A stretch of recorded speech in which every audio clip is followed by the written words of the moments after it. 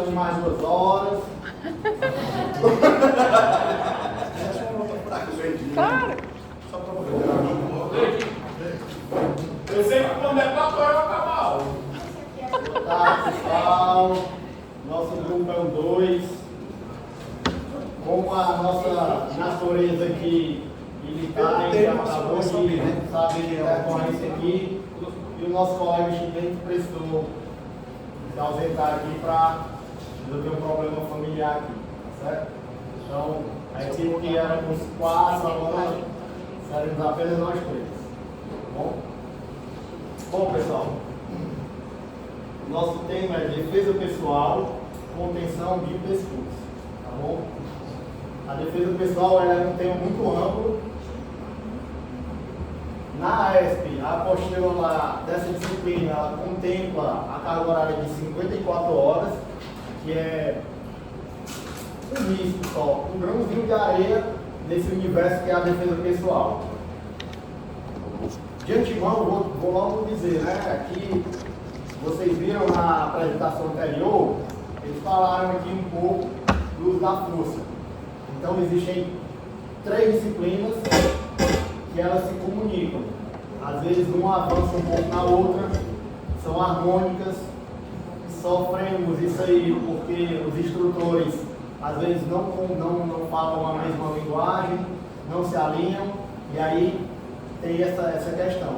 Mas essas 3 disciplinas, que é a defesa pessoal policial, a abordagem policial, que são as técnicas policiais agora, né, que vai mudando, e tiro policial. Então, esses três temas, eles têm essa interdisciplinaridade. Por que a gente focou mais nessa parte aqui, da contenção de pescoço? Porque é um tema bastante polêmico, tá certo? Houveram casos aí emblemáticos que fizeram desse tema, jogaram uma luz maior sobre esse tema.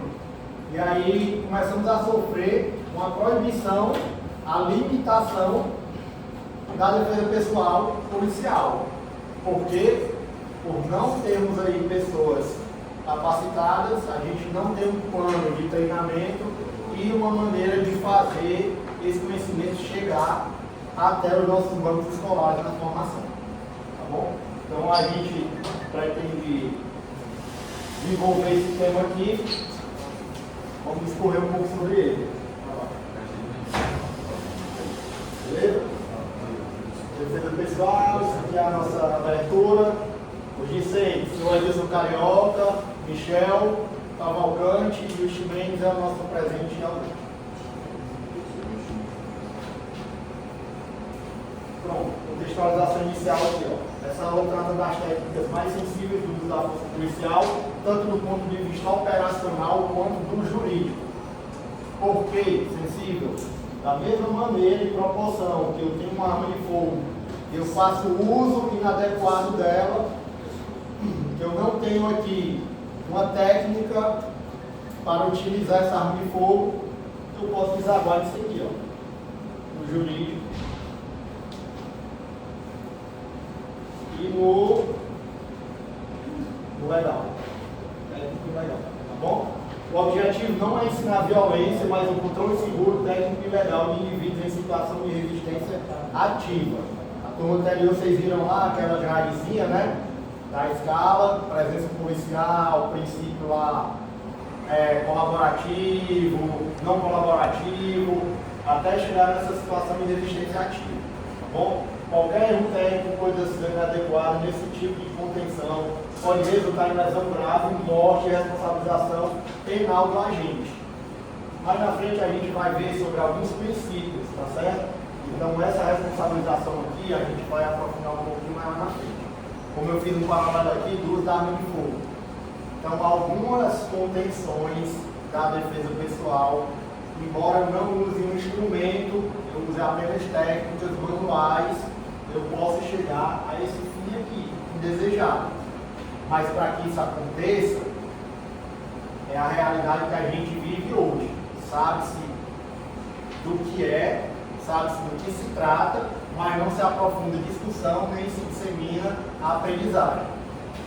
Esse golpe famigerado aqui, nessa técnica, popularmente ela é chamada de mata-leão. É um estrangulamento no pescoço, onde você vai fazer o controle físico desse indivíduo que está resistente e não colaborativo, certo? Então a gente não vai precisar, naquele uso escalonado, né, uso diferenciado da força, a gente não vai precisar entrar em combate físico, como era anteriormente sugerido, presença policial, verbalização, usar, hoje tem uma nova nomenclatura aí que é dos INCOS, né? São instrumentos de menor potencial ofensivo. E aí vai entrar isso aí, a tonfa policial, que é aquele bastão, cadê o nosso amigo do gás, tá certo? Aquela arma de choque, a taser. Então eu não vou precisar causar nenhum tipo de lesão ou dor física para poder conter. Eu posso simplesmente, se eu tiver a técnica correta, o momento correto, o treinamento correto, eu vou conseguir fazer essa contenção física lá e esse camarada ele vai se tornar colaborativo novamente. Ele vai desescalonar a violência apenas usando o técnico. Só que essa técnica é bem polêmica, porque, assim como a arma de fogo, o uso inadequado pode gerar resultado morte.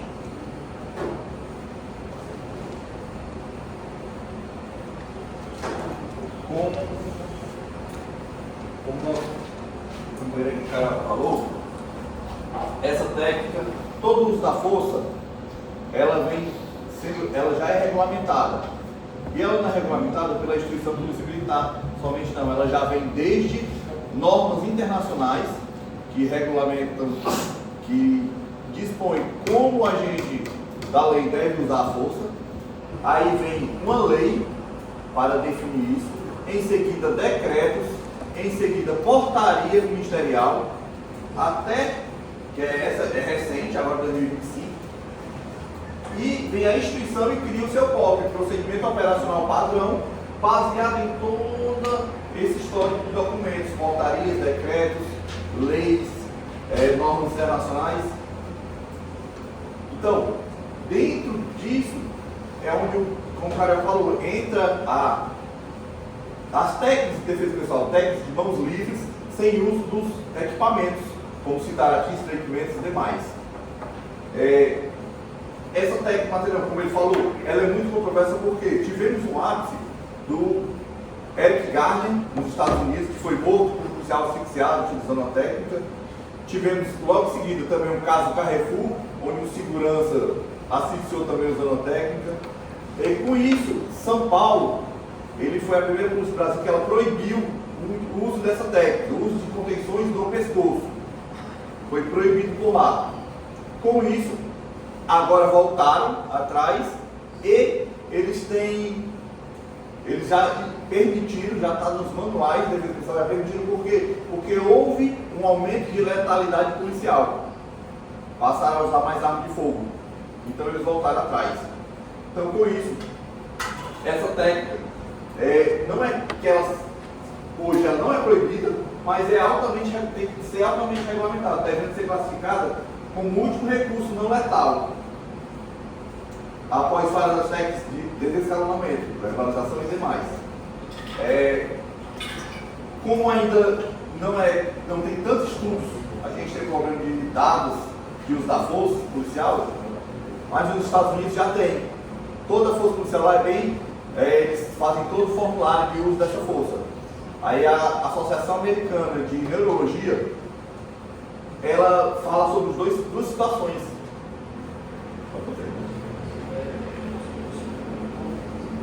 Só antes do nosso meio comandante avançar no slide, só para falar um pouco desse POP da PNCE, procedimento operacional padrão. Até um tempo atrás, tinha algumas situações que a gente via na academia, abordagem, mas no dia a dia da atividade policial tem situações que, poxa, eu não vi isso na academia, e agora, o que eu faço? E aí a Polícia Militar criou esse procedimento operacional padrão, né, até publicado em boletim do Comando Geral, que ele vai destacar várias situações. Por exemplo, com mais ou menos 3 meses de polícia, eu me deparei com uma situação de assalto a banco. Eu não tinha visto na academia como atuar. Esse procedimento operacional padrão, se eu não me engano, já tem uma situação de assalto a banco que se fazer. O pessoal que trabalha no Copac, que tem uma base, né? Se por acaso aconteceu uma questão de homicídio, e aí tem 2 policiais na base, e aí a gente estudou disparo de arma de fogo, e aí um vai, um fica, os 2 vão, a gente fica aqui, como é que a gente faz? E se a gente for e a vítima correr para a base e Deus livre, a vítima for em alta na base, por que vocês não estavam lá? Por que vocês não agiram? Então esse procedimento operacional padrão, ele veio para regulamentar todas essas diversas situações que o policial pode se deparar. Só para justificar. Pois bem, então todas essas portarias e tudo que falou nessa legislação todinha, e esse foco, como ele falou, ela segue basicamente princípios que foi alterados nesta portaria. Isso aqui é o alinhamento legal e institucional. A nossa instituição agora, quando a gente pensa desde o escalonamento da violência, no uso da força e dos materiais de menor potencial, eles vão ter que necessariamente, obrigatoriamente, seguir por isso aqui. Tá certo?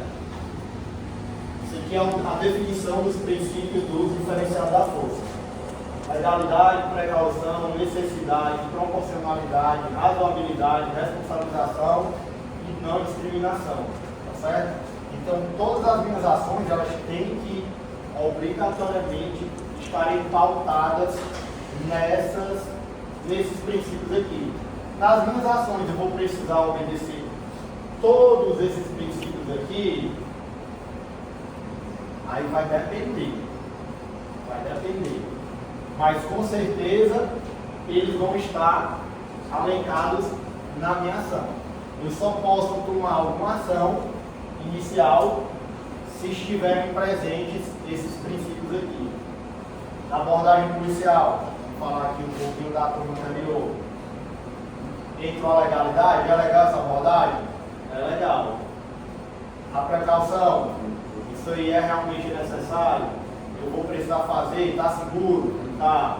Necessidade, essa ação que o indivíduo está praticando, ela é necessária a minha intervenção? A proporcionalidade, o meio que eu vou escolher é proporcional àquele momento para fazer cessar? A razoabilidade, eu preciso manter essa minha atitude por quanto tempo? Que caminho eu devo tomar para isso aí cessar da maneira mais rápida possível? Responsabilização, sempre lembrar que todas as atitudes, todas as ações que eu tiver, eu vou ser responsabilizado por elas. As de negligência, as que são legitimamente legais e as de excesso. Vou citar um exemplo aqui. O camarada está naquela situação lá e foi pego cometendo um crime, a viatura fez a abordagem, ele ouviu, não resistiu, cumpriu as determinações legais, foi algemado, em seguida conduzido ao xadrez da viatura e foi encaminhado à delegacia. Bom, está tranquilo. Cometeu o crime, o papel do policial seria apenas fazer cessar e apresentar na autoridade policial. A responsabilização seria: esse camarada ele correu, o policial teve que desembarcar da viatura, teve que correr atrás também dele. Quando chegou lá na frente, ele estava chateado porque teve que correr, algemou o cara e vai batendo nele até chegar na viatura. Seria o mais simples. O mais complexo seria abordar o camarada, fazer uma busca pessoal, ele não ter, o policial dar um tiro nele. Vai entrar na responsabilização. E o da não discriminação, eu vou tratar todo mundo do mesmo jeitinho. de acordo com a necessidade. Eu não vou tratar uma pessoa mais alta diferente, ou mais baixo diferente, ou mulher diferente, vai ser igual para todo mundo. Foi falado lá, né, e foi bem enfática a fala, da questão da segurança de todos os envolvidos. Então, quando a gente pensa na não discriminação, entra todas essas questões também. Vai ter que ser igual para todo mundo. Para todo mundo. Independente do crime também. O camarada foi pego aqui roubando um telefone celular, ou o camarada foi pego lá no assalto a banco. Vai ser as ações que ele vai manter durante aquele momento que vai vir para cá, ó. Razoabilidade, responsabilização e a não discriminação. Se durante esse momento aí de um crime mais grave cessar só com a presença policial, acabou. Acabou. Bote aí a arma no chão, vem para cá, na prática isso funciona? Não é assim. Sempre tem a resistência. Quem está nesse lado aí, sempre tem essa resistência. Mas com o desescalonamento ele vai chegar. Então a não discriminação é exatamente isso aí. Vai tratar todo mundo igual. Vai ser um tratamento igualitário. Bem, gente, vamos passar dessa parte conceitual, institucional. Vamos propriamente o que a gente tem a repassar hoje, que são os golpes que está lá na apostila chamado de Mata-Leão. Está aqui o aluno do Diego. Diego, como é que é o nome disso aqui que você aprendeu? Desse golpe que o cara faz assim? Tem lá na apostila, como é o nome? Mata-Leão. Mata-Leão. Aí vamos lá com o aluno Ramos. Aluno Ramos, na sua apostila, esse golpe que está aqui, como é que é o nome que está lá? Mata-Leão. Coitado do Mata-Leão, né? carioca. Só que é uma confusão conceitual. Coitado do carioca. Só que é uma confusão conceitual entre os dois. Repetiremos a exaustão da parte prática. Será executável. Há uma confusão conceitual nessa técnica. Um que eu apliquei foi um estrangulamento respiratório. O outro que eu apliquei foi uma contenção vascular no pescoço. Porém, temos essa confusão que ambos são o quê? É a mesma coisa, não é isso? Só que há um grande problema, porque o uso inadequado do chamado mata-leão, fora do padrão técnico, transforma essa técnica em uma força potencialmente letal, aplicada errado. Então, e o pior, o desconhecimento dos senhores não exclui responsabilidade, falha técnica, pode configurar um excesso culposo até dor eventual. Então, o fato de você não saber distinguir pode lhe acarretar, como a gente vai ver mais na frente, muita dor de cabeça jurídica. Por isso. Então, aqui, ó, a diferença que a gente aplicou no carioca aqui para demonstrar. Aqui é o estrangulamento respiratório. Só pela foto aí, pessoal, vocês conseguem ver alguma diferença? Sim. Só pela foto, vocês conseguem ver alguma diferença? Tá mais tranquilo nessa de cá. Vamos lá, vamos aqui. Aqui apertou menos, aqui apertou mais? Essa é a diferença? Aqui eu estou sofrendo um pouquinho mais, aqui eu estou... Aqui foi no começo, aqui foi no final. Só a posição dos braços está diferente. Pronto, vamos lá. São dois estrangulamentos distintos, porém recebem o mesmo nome na apostila lá como mata-leão. Porém aqui, percebam, o braço aqui, o rádio, estará pressionando as vias aéreas. As vias aéreas, certo? Onde eu posso lesionar, para quem é dele aqui, como já tem casos de PMs que fizeram isso e chegaram a lesionar seriamente. E responder juridicamente por isso, por usar uma técnica de respiratória, que é onde ela é letal e muito provável que lesione, Nesse ponto você já observa O que está aqui no queixo é o cotovelo, dando uma sobra para que não lesione de forma alguma, pois esse espaço estará ali, não tem como lesionar as vias aéreas dele. Porém, a pressão é lateral nas vias circulatórias. Bíceps pressiona um lado e o antebraço pressiona o outro, de forma a acontecer uma vascularização e cancelar o sangue para a cabeça, que leva o oxigênio, e o seu corpo vai desligar por defesa. Vai desligar e vai acontecer um desmaio, que provavelmente, como tem na literatura, diz que de 5 a 10 segundos a pessoa deve desmaiar. Tempo suficiente para o policial ir algemar e ela vai retornar logo. Ambos não são recomendados pela Associação Americana de Neurologia. Ambos. Porém, estudo de dados desses golpes que foram usados, probabilidade de risco, morte e lesão aqui foi de 0,04. 0,04. Onde esse número desse tipo de técnica foi bastante lesivo. Teve mortes, casos de mortes. Aqui não houve casos de morte em nenhum dos casos. Certo? Então, a gente tenta trazer isso, diferenciar um do outro, para ser cada vez mais técnico, pois o que a gente tem como missão é conter. E aqui deve ser usado apenas como último recurso não letal de mãos vazias. Ou seja, eu devo conversar, devo tentar, devo utilizar técnicas de membros antes de eu ir direto para o pescoço dele. Vamos tentar buscar uma técnica de membros, de perna, de braços, para só depois eu ir para a contenção do pescoço, seu último recurso. Isso se faz muito necessário, principalmente quando o policial está sem nenhum ímpeto, sem nenhum equipamento. Porque quando eu tenho uma arma de choque, como o Carioca falou, eu verbalizo e pronto. Mas se eu não tenho, fica difícil. O policial não tem confiança, às vezes, de partir para cima do outro, confiança na técnica conseguir imobilizar. E é uma técnica onde nós, policiais, utilizamos muito como fator surpresa.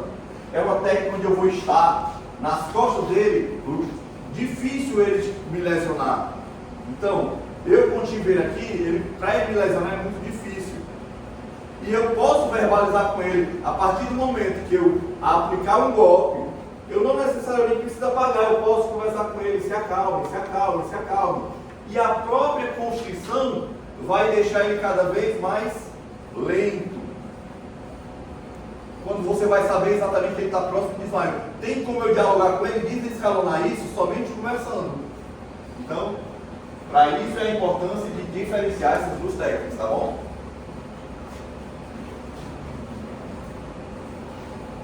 Como falei, compressão da traqueia, primeira situação, e a segunda, restrição vascular carotídea. Para executar essa técnica tem que ter o posicionamento correto, como nós vimos, braço, né? Tenho que ter o tempo controlado, sim, é um tempo controlado. Não tem como eu estimar um tempo, pois a gente está falando aqui de cancelar uma circulação sanguínea que leva um oxigênio, então temos muitas variáveis. Se ele tem problema de pressão alta, pressão baixa, é uma variável. Né? Se ele é um praticante de atividade física, tem uma capacidade de VO2 muito alta, é uma variável. Se ele comeu comida salgada no dia, já pode ser uma variável que vai mexer com a pressão arterial dele. Então não define o dia. O que define o dia na aplicação é um observador. Então, para que o policial aplique uma técnica dessa, tem que ter um observador. Para que quando eu não só sinta o peso dele cair, ele apagando, o observador chega e diga, deu. E aí a gente contém. Então, esse tempo deve ser controlado. Monitoramento constante do indivíduo contido. Por isso, a necessidade do observador, para ele monitorar toda a ação. Reconhecer os sinais de riscos médicos ou necessidade de cessar imediatamente a proteção. Ou seja, estou aplicando, percebi que ele desmaiou, imediatamente cessa deixa deitado, já algema para quando ele voltar já estar contido. E aí eu posso seguir com o procedimento. Lembrando que esse monitoramento aqui do indivíduo contínuo, pelo observador, a gente parte do princípio que o policiamento, o mínimo é uma dupla. O mínimo é uma dupla. A gente pode observar aí nas viaturas, o mínimo é uma dupla.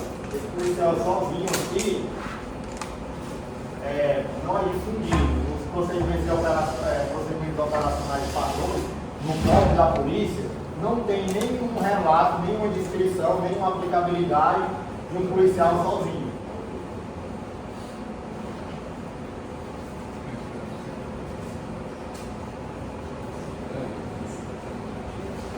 Vou falar um pouquinho do enfoque ético e profissional. A gente foi apresentado aí a questão da diferença das técnicas.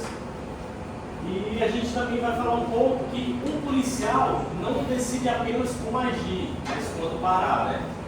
Muitas das vezes, nem sempre, mas muitas das vezes, essa situação para a aplicação dessa técnica, ela surge inicialmente de uma verbalização. Tem uma situação, uma ocorrência, e o policial vai lá e verbalizar. Ele vai chegar e dizer, Mais alto. mais alto, né? Deixa eu ver. Cidadão, o senhor podia, por favor, mão na cabeça? Fala direito. Mão na cabeça, polícia militar! Pá, pra lá! Tem situações que quem está sendo abordado vai e atende, mas tem situações que ele vai para aquele canto, começa a xingar o policial. Eu mesmo me deparei com uma situação, já tem um ano, aquele momento que a gente diz assim, rapaz, é desse momento que eu sou polícia, né? Iam matar um cara na frente de casa, os caras estavam com pedras e pau, né? E começaram a matar em frente lá de casa. E aí quando eu visualizei o cara pedindo, pelo amor de Deus, para não morrer. Aí eu disse, rapaz, eu vou deixar aqui se eu sou polícia agora, né? Estava armado, mas eu disse, não, eu aprendi lá na academia a questão da verbalização. E eu falei, bora, polícia, pare, ninguém vai matar ele. E aí puxei o cara. Nessa hora que eu puxo, o pessoal atendeu. Eu disse, opa, sou polícia, né? Me atenderam. Então, se me atenderam, é a questão do uso diferenciado da força, que a equipe anterior apresentou. Se eu puxei, a minha voz serviu, então não houve a necessidade de sacar a arma. Então, foi um pouco tenso, mas a situação pôde ser controlada. Mas se por acaso eu for abordado que nem o Silvio Ramos aí, que ele mandou para aquele canto, a gente deu para perceber que na técnica tem diferença de técnica. A gente pensa que tudo é mata-leão, mas tem as diferenças e é importante aplicar a técnica certa. Ah, eu aprendi a técnica certa, mas aí na emoção, eu fui abordar e ele me xingou a minha mãe, xingou a minha esposa, será quem for. Eu vou matar ele. E aí o policial, pessoal, tem que ter essa questão ética e profissional. Ele tem que ter o autocontrole emocional. Muitas das vezes o policial acerta até na técnica, só que ele perde no emocional. Ele pega e diz assim, ele fez isso comigo, pois agora eu vou punir ele. E não é o trabalho do policial punir. Então, quando o policial aplica a técnica, ele está ali para cessar a agressão.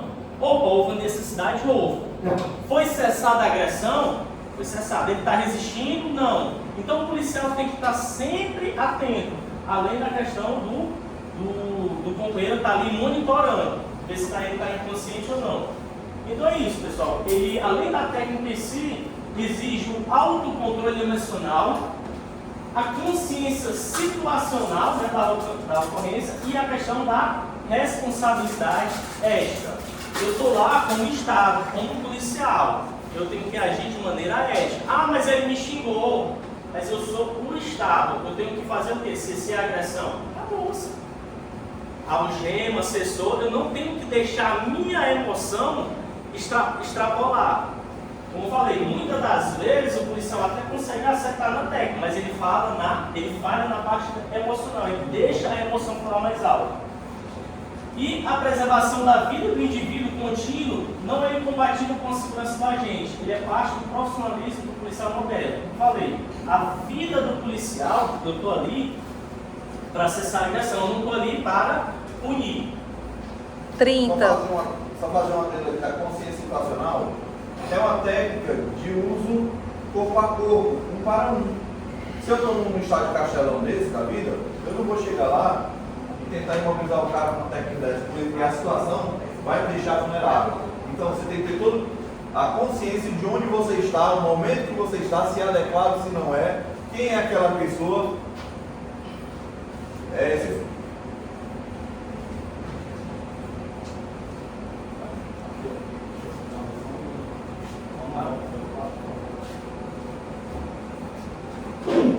Quando se fala dessa consciência situacional aqui, a gente volta um pouquinho lá e entra novamente na disciplina de defesa pessoal policial, novamente falando, né?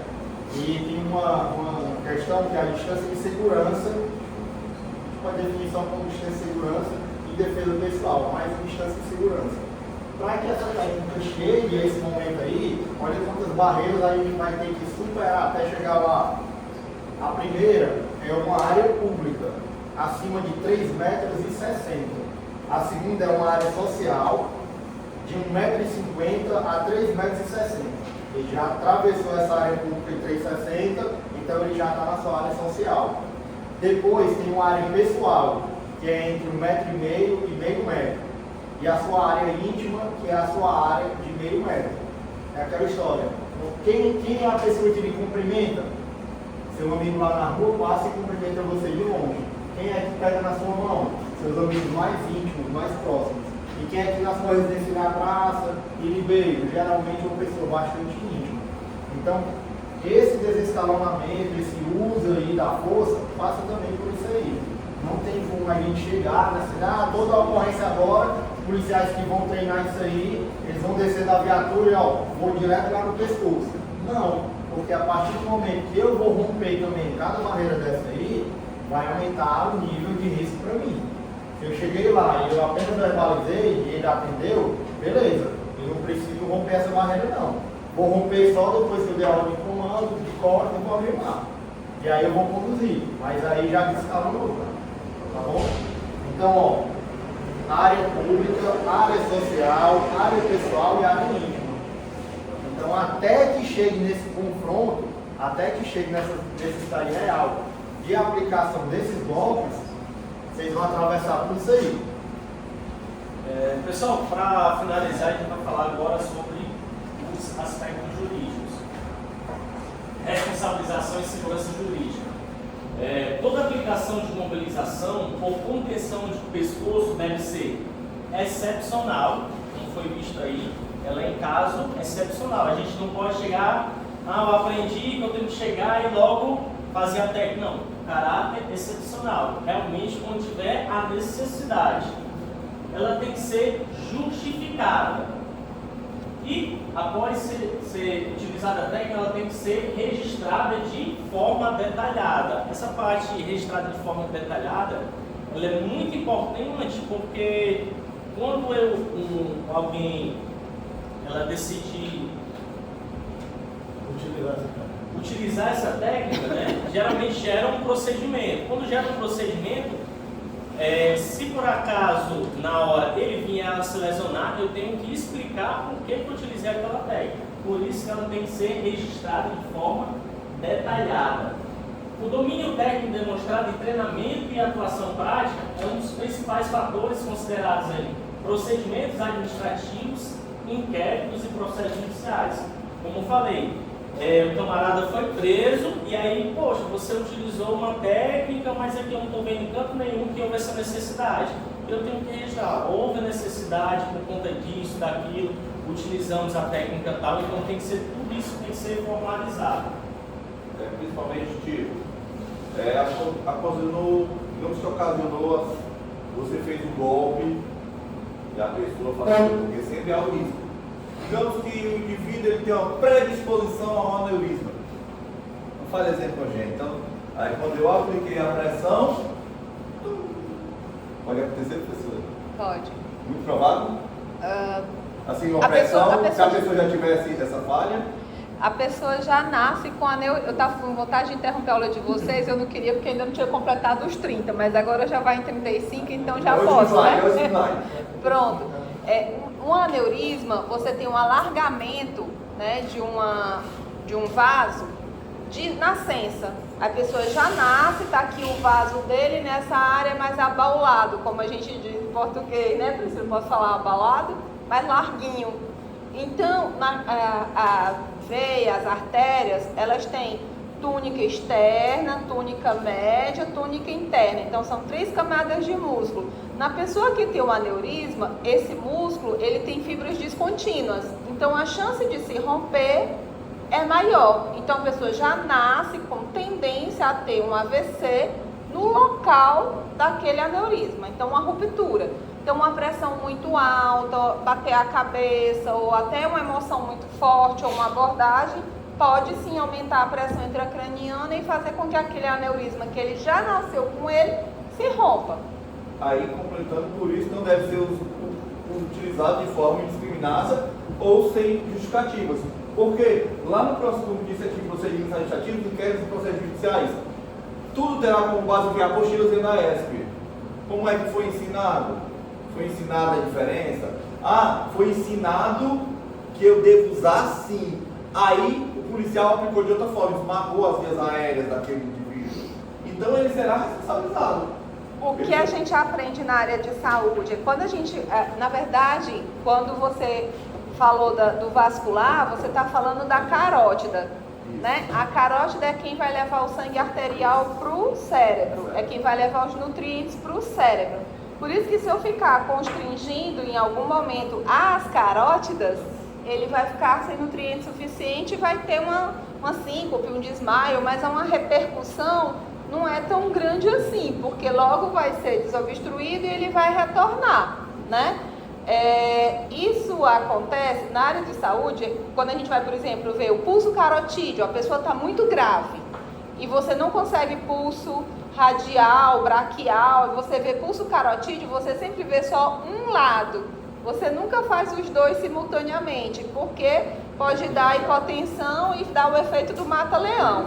Só que no caso, o que você quer é realmente o efeito do mata-leão, né? Então, ok. Só que na via respiratória, você faz o quê? Você comprimindo a via respiratória, a pessoa pode entrar em parada respiratória.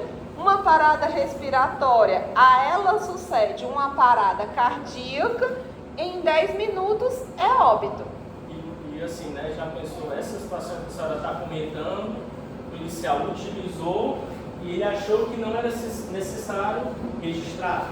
E aí, pronto, aí imagina óbito, né? Quantas ocorrências você atende num dia, numa semana, num mês, para daqui a 3 anos na frente, sei lá quantos anos, você respondeu o processo, você já nem lembra mais.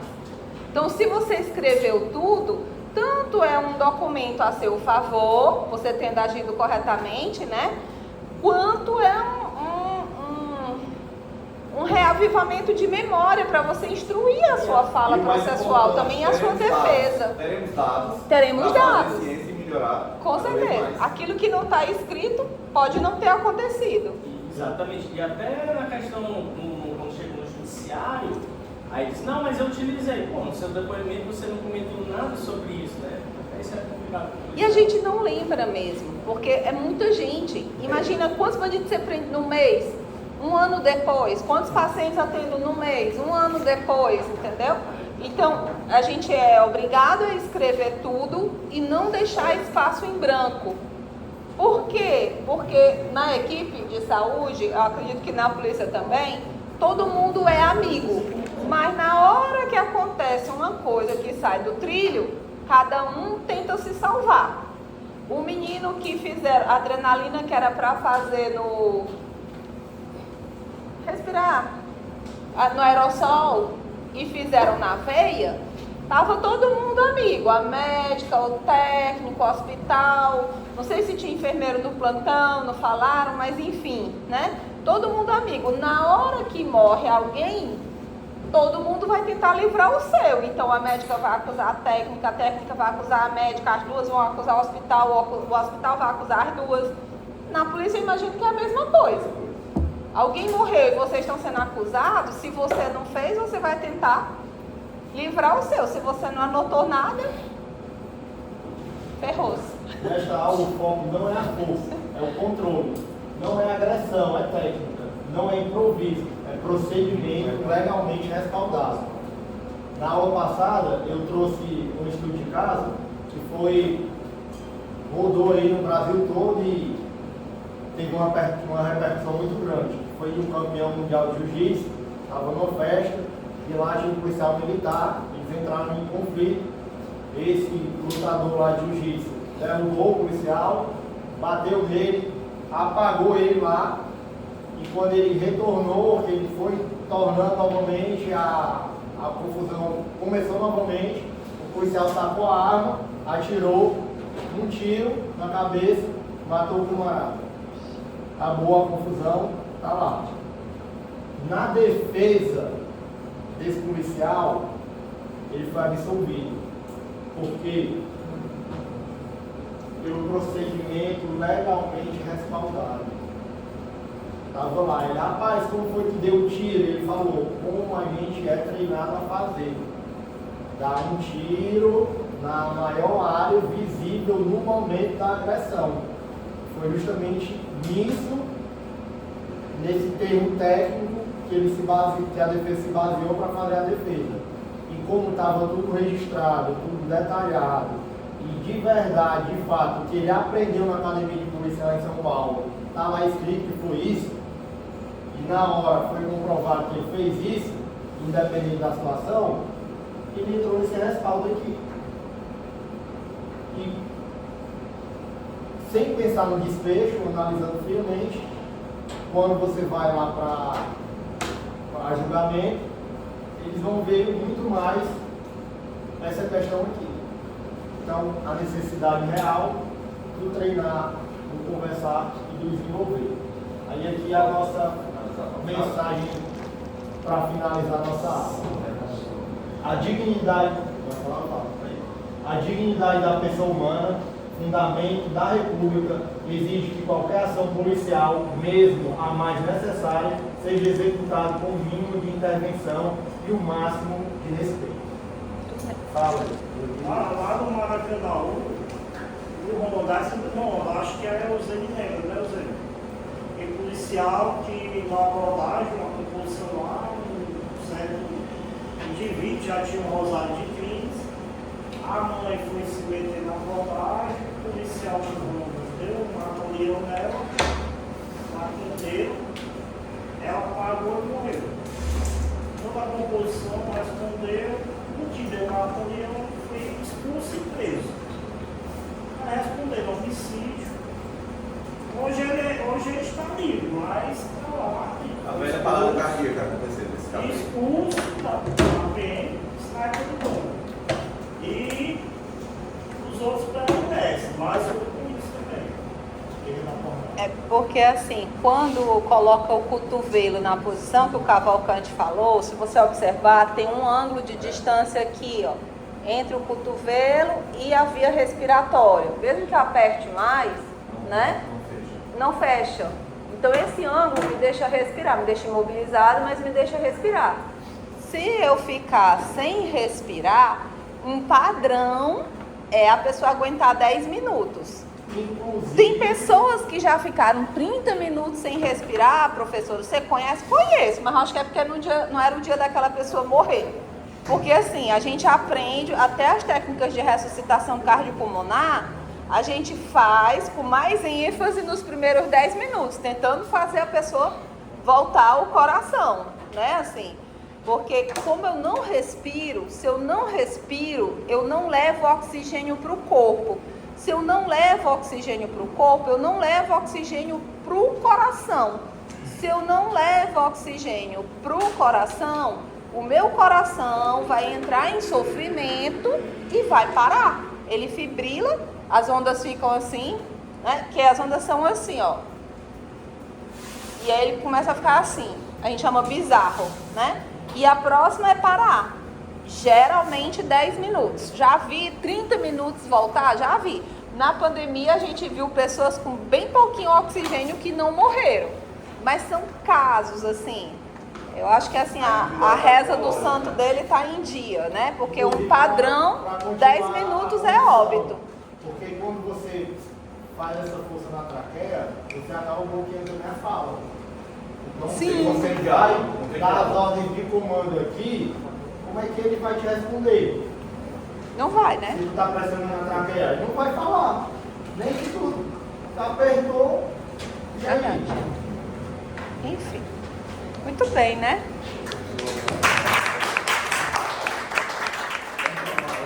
Agora os coleguinhas vão fazer a avaliação do grupo.